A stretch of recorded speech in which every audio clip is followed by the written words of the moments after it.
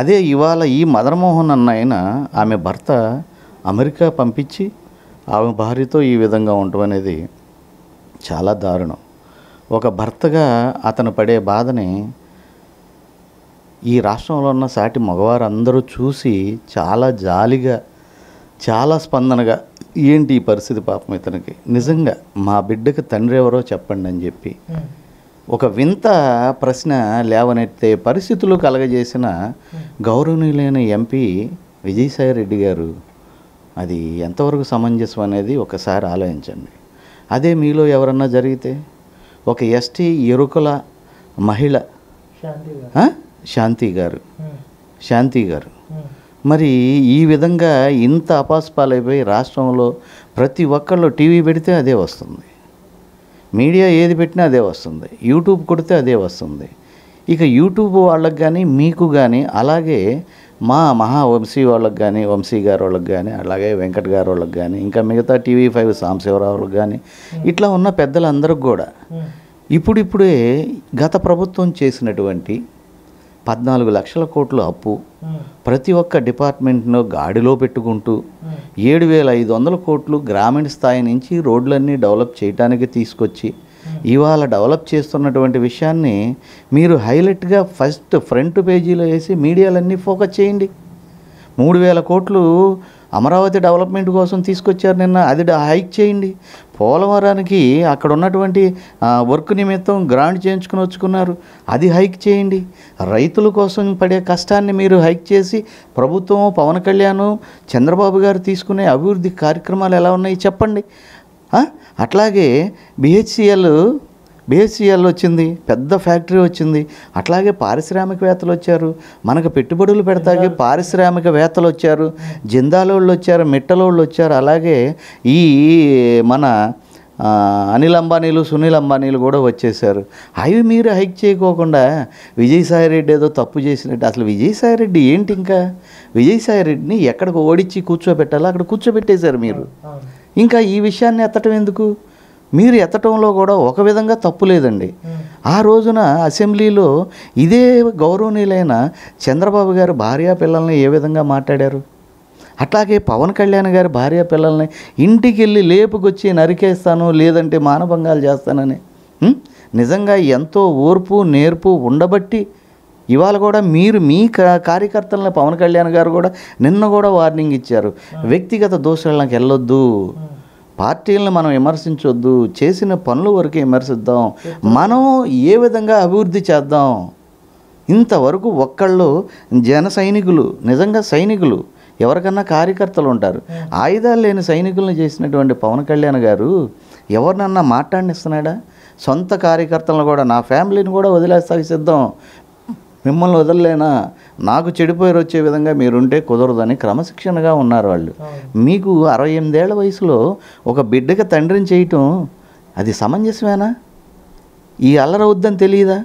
100 గొడ్డును తిన్న రాబందు ఒక గాలివానగా పడిపోయినట్టు ఆ రోజు 136 సంవత్సరాల చరిత్ర కలిగిన కాంగ్రెస్ పార్టీని, కోర్ కమిటీని, మహా మేధావులను కూడా కాదని ఇదే చంద్రబాబు, ఇదే జగన్మోహన్ రెడ్డిని ఏ విధంగా గెలిపించింది, ఏ విధంగా జైలు నుంచి బయటికి తీసుకొచ్చింది, ఏ విధంగా ఎత్తుకు పై ఎత్తు వేస్తూ అప్పుడున్న కేంద్ర కాంగ్రెస్ గవర్నమెంట్ను కూడా ఒడికిచ్చి ఉభయ రాష్ట్రాల్లో కాంగ్రెస్ లేకుండా చేసింది, ఇందులో ముఖ్య పాత్ర పోషించింది ఇదే విజయసాయిరెడ్డి గారు కదా.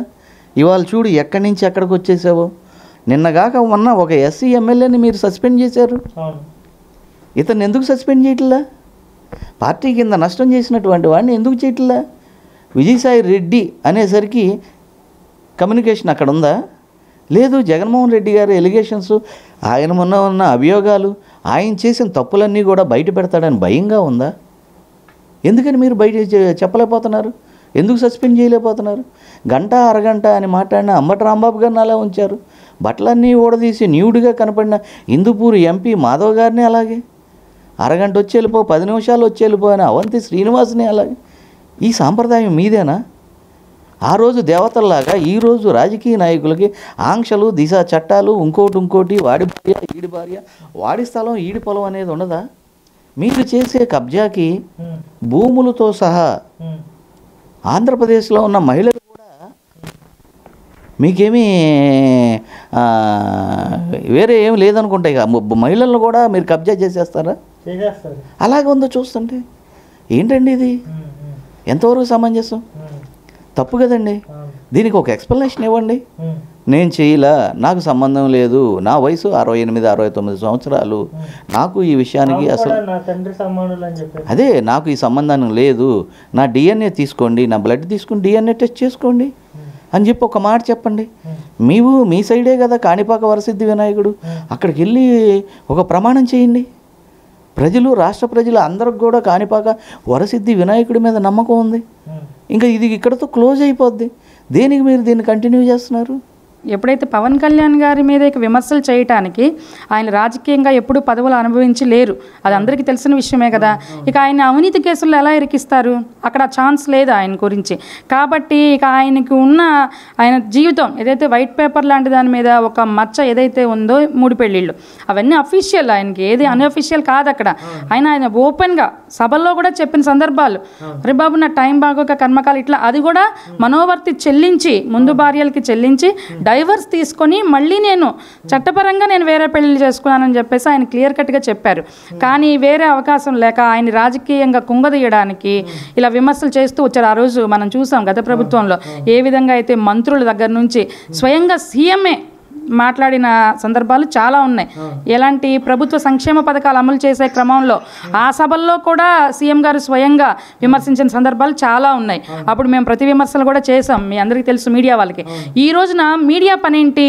ఏదైనా సరే నిజాన్ని నిక్కుదెల్చే విధంగా ప్రజల దగ్గరికి చేర్చడం, అంతేగాని వాళ్ళు శోధించి పరిశోధించి అదేం చెప్పరు. వాళ్ళకి ఒక కథనం అందింది, దాన్ని టెలికాస్ట్ చేస్తారు. అది సత్యాసత్యాలు నిరూపించాల్సింది ఎవరు? డిపార్ట్మెంట్. వాళ్ళ పని వాళ్ళు చూసుకుంటారు. కానీ మీడియా పని ఏంటి? ఏదన్నా ఒక వార్త వచ్చినప్పుడు దాన్ని టెలికాస్ట్ చేస్తారు. ఇలా జరిగింది మా దగ్గరికి న్యూస్ వచ్చిందని తెలియజేస్తారు, అంతవరకే కదా. వీళ్ళేమి పరిశోధించారు కదా వెళ్ళి మీడియా అంటే. అలాంటిది ఈ రోజున మీ దగ్గరకు వచ్చేసరికి మీడియా, మరి ఆ రోజున సాక్షి చేసిందేంటి? మీకంటూ కొన్ని ఛానల్స్ ఉన్నాయి కదా, మరి ఆ రోజున ఏం చేశారు మీరు? ఎప్పుడైనా కానీ మీ ఇష్టం వచ్చినట్టు మీరు ప్రచారం చేసుకోలేదా? వాలంటీర్ చేత మీ న్యూస్ పేపర్లు ప్రభుత్వ సొమ్ముని 200 కేటాయించి న్యూస్ పేపర్ కొనిపించలేదా సాక్షిని? మీ విషయానికి వచ్చేసరికేమో వేరే న్యాయం. ఈ రోజున మీ దగ్గరకు వచ్చేసరికేమో మీడియాని మహాన్ న్యూస్ MD గారిని పేరు తీసి మరి అరే ఒరే అని చెప్పేసి మాట్లాడుతున్నాడు విజయసాయి రెడ్డి గారు. నేను చూసాను మీడియాలో ప్రెస్ మీట్ పెట్టి నిన్న చాలా అసభ్యంగా మాట్లాడుతున్నారు. కానీ మీడియా అంటే ఒక సింగిల్ పర్సన్ కాదు, అది ఒక సమూహం. మీడియా ఏదన్నా చేయదలుచుకుంది అని అంటే ఎక్కడికైనా వెళ్ళగలుగుతారు వాళ్ళు, అంతేగాని మీడియాను మనం ఎలా సమర్థంగా వాడుకోవాలో తెలియాలి. కానీ వాళ్ళ మీద దూషణలు చేసి వాళ్ళని ఏదో బెదిరింపుకు గురి చేస్తే అది విజయసాయి రెడ్డి గారికే ప్రమాదం. నిజంగానే అయినా దళిత సమస్యల గురించి, లేదా మొన్న కడపలో ఒక వ్యక్తి మీద కులం పేరుతో దూషించి వేడి నూనె పోస్తే అతను హాస్పిటల్ పాలవటం జరిగింది. ఇలాంటి విషయాలు ఏమన్నా మాట్లాడతామని చెప్పేసి మేము అనుకున్నాం. కానీ దౌర్భాగ్యం ఏమిటంటే ఈ 5 సంవత్సరాలు అంటే వైసీపీలో ఒక లక్ష్మణ్ రేఖలాగా ఒక గీత గీస్తారు. దళిత లీడర్లు, దళిత ఎమ్మెల్యేలు, ఎంపీలు ఎవరు కూడా దళిత సమస్యల మీద మాట్లాడకూడదని చెప్పేసి గత 5 సంవత్సరాలు నోరు మెదపనీయకోకుండా ఏమి జరిగినా కానీ సైలెంట్గా కూర్చున్నారు. సరే పదవుల కోసమో లేదంటే వాళ్ళ పార్టీ సిద్ధాంతం కోసమో ఉన్నారు. సరే మాలాంటి వాళ్ళు చేసాము, అయిపోయింది. కానీ ఇప్పుడు ప్రతిపక్షంలో ఉండగా కూడా దళిత సమస్యలు కాకుండా ఒక ఎంపీ, మరి ఆ పార్టీలో ఆయన ఏం చెప్తున్నాడంటే జూపూరి ప్రభాకర్ గారు, విజయసాయి రెడ్డి గారు నీతి నిజాయితీ వ్యక్తిత్వం ఉన్న వ్యక్తి అంట. అంటే విజయసాయి రెడ్డి గారు ఏంటి వ్యక్తిత్వం? 18 CBI ED కేసుల్లో అవినీతిపరుడుగా ముద్రపడి A2 ముద్దాయిగా దాదాపు 18 నెలలు జైలు శిక్ష అనుభవించి వచ్చిన వ్యక్తి. ఆ వ్యక్తికి నీతి నిజాయితీ, ఇది దళితులందరూ అర్థం చేసుకోవాలి. జూపూడి గారు దళిత సమస్యలు కాకుండా విజయసాయి రెడ్డి గారిని ఎంత సమర్థిస్తున్నారంటానికి. అలాంటి వ్యక్తి గురించి మాట్లాడుతూ అది ఒక కుటుంబ సమస్య, దళిత మహిళ, ఆ కుటుంబ సమస్య, భార్యాభర్తల మీద ఉన్న సమస్య, దాన్ని వాళ్ళు పరిష్కరించుకునేవాళ్ళు. కానీ విజయసాయి రెడ్డి గారు అక్కడికి వచ్చి నిజం నేను తప్పు చేయలేదు, నేను నిర్దోషిని, నేను నిరూపించుకోవడానికి దేనికైనా సిద్ధం అంటే అసలుకి ఏ సమస్య లేకుండా తీరిపోయేది. కానీ అసలు సమస్య గురించి మాట్లాడుకోకుండా ఈయన బాగు చేయటం కోసం మీడియాను పెట్టుకుంటాడంట. తర్వాత SC ST బడుగు బలహీన వర్గాలన్నింటినీ ఒక తాటి మీద తీసుకొచ్చి ఉద్యమాలు చేస్తాడంట. దీన్ని సపోర్ట్గా జూపూడి మాట్లాడుతాం. ఉద్యమం చేస్తాడు. దళిత మహిళకి అన్యాయం జరిగిపోయింది, ఆ మహిళలను రోడ్డు మీదకి ఈడ్చారు, దానికోసం దాని సపోర్ట్గా జూపిడి ప్రభాకర్ గారు ఉద్యమం చేస్తారంట. ఇది ఒక కుటుంబ సమస్య, భార్యాభర్తల సమస్య. దీన్ని మధ్యలో ఉందెవరో విజయసాయిరెడ్డి నిరూపించుకోవాల్సిన ఆయన. DNA టెస్ట్కి ఒప్పుకో, నువ్వు నిజంగా తప్పు చేయలేదు, నేనైతే అదే చేశాను, అవునండి నేను తప్పు చేయలేదు, ఏ ఎంక్వైరీ కని సిద్ధం, సరే ఎంక్వైరీ కాకపోయినా నిజాలు తెలియాలంటే DNA టెస్ట్కి ఒప్పుకో. అది చేయకోకుండా ఏదో కథలో కహానీలు చెప్తున్నాడు. దీన్ని జూపిడి సమర్థించడానికి మేము తీవ్రంగా ఖండిస్తున్నాం. విజయసాయిరెడ్డి గారిని మంచి వ్యక్తి అని చెప్పేవాళ్ళు ఈ రాష్ట్రంలో ఒక 10 మందో 15 మందో ఉంటారు.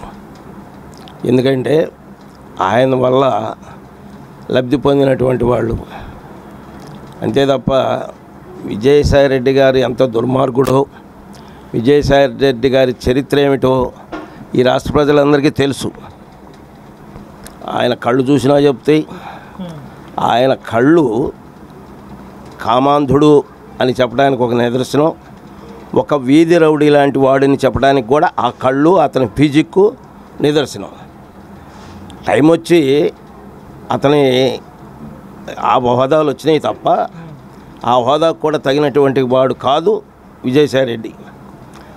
అయితే ఈ రోజున జగన్మోహన్ రెడ్డిని ఇంత పతనావస్థకి, జగన్మోహన్ రెడ్డి గారిని కూడా ఆ అట్టడుగు స్థాయికి తీసుకెళ్ళినటువంటి మొదటి వ్యక్తి ఎవరైనా ఉన్నారంటే విజయసాయిరెడ్డి గారే. ఆయన హోదాకైనా గౌరవం ఇవ్వాలి. ఆయన మాట్లాడినట్టుగా మనం మాట్లాడితే సభ్యతా సంస్కారాలు మనం నేర్పిన మా తల్లిదండ్రులు మేము కించపరిచిన వాళ్ళు అవుతాం. కాబట్టి మేము ఆయన్ని గౌరవంగానే సంబోధిస్తాం. ఒక రాజ్యసభ సభ్యుడిగా పదవి ఉంది, మరి ఎంపీగా కూడా పోటీ చేసి ఓడిపోయారు. ఆయనకు ఒక రాజకీయ చరిత్ర ఉంది కాబట్టి ఆయన గౌరవంగానే సంబోధిస్తాం. అధికారాన్ని